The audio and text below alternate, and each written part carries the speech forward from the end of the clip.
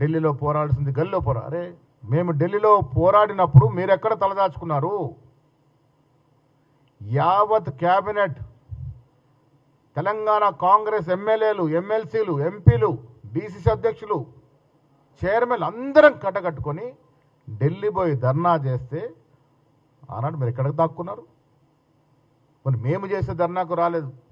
BC సంఘాలు కులాలకు అతీతంగా, పార్టీలకు అతీతంగా వారు ధర్నా చేస్తే ఈ రాజకీయ పార్టీలు బీజేపీ, బీఆర్ఎస్ పార్టీ ఎందుకు తోకముడిచి తలదాచుకున్నారు? రోజు ఇవాళ మా కోర్టులోకి సీనియర్ నాయకులైనటువంటి వయసు నిమిత్తం లేకుండా హనుమంతరావు గారు, కేశవరావు గారు ఇంప్లీడ్ అవుతే ఈ రెండు పార్టీల నుంచి ఒక్క నాయకుడు కూడా ఇంప్లీడ్ కాలే.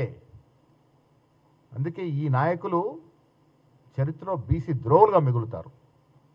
ఇవాళ కోర్టు తీర్పు వచ్చినాక ఇష్టారాజ్యంగా మాట్లాడుతూ ఉన్నారు. మీకు చిత్తశుద్ధి లేరు, మీరు బీసీ రిజర్వేషన్కి వ్యతిరేకులు.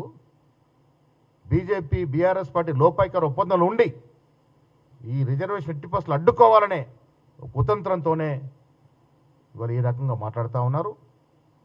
ఏది ఏమైనా మా రాహుల్ గాంధీ గారి యొక్క ఆశయాన్ని ఈ రాష్ట్రంలో రేవంత్ రెడ్డి గారు, బట్టి విక్రమార్క గారు, మా మంత్రివర్గ సభ్యులు, మేమందరం కూడా ఇంకా ఎన్ని ఆప్షన్స్ ఉన్నా అవైల్ చేసుకొని తుదకి 42% రిజర్వేషన్ ఇచ్చే ప్రయత్నం, ఇచ్చిన తర్వాత ఎన్నికలకు పోయే ప్రయత్నం చేస్తాం. ఇప్పుడు ఈ కుల సర్వే నుంచి మొదలుకొని తెలంగాణలో కాంగ్రెస్ పార్టీ అధికారంలోకి వచ్చిన తర్వాత మేము బీసీలకు రిజర్వేషన్ ఇవ్వాలని తపనతో తీసుకున్న కార్యక్రమాలన్నిటి మీద కూడా మా గౌరవ డిప్యూటీ సీఎం గారు మీకు వివరిస్తారు.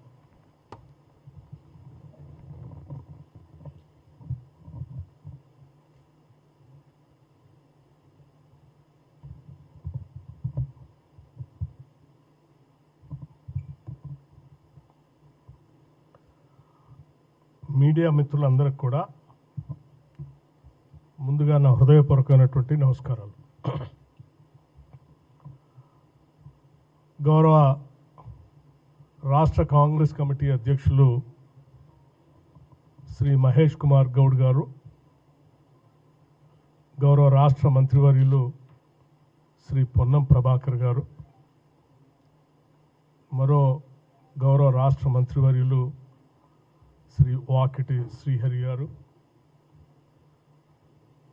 జగదీష్ గారు, ఇందిరా శోభన్ గారు, మా యువజన కాంగ్రెస్ కమిటీ అధ్యక్షులు,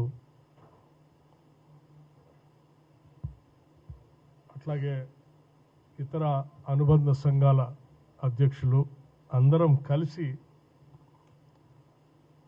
ఈరోజు మీ ద్వారా రాష్ట్ర ప్రజలకి కొన్ని విషయాలు స్పష్టంగా చెప్పాలన్నటువంటి ఆలోచనతోనే ఈ పత్రికా సమావేశం ఏర్పాటు చేయడం జరిగింది. ఈరోజు రాష్ట్ర హైకోర్టులో వచ్చినటువంటి తీర్పుకు సంబంధించినటువంటి సమాచారం పూర్తిగా కాపీ అందిన తర్వాత దానిపైన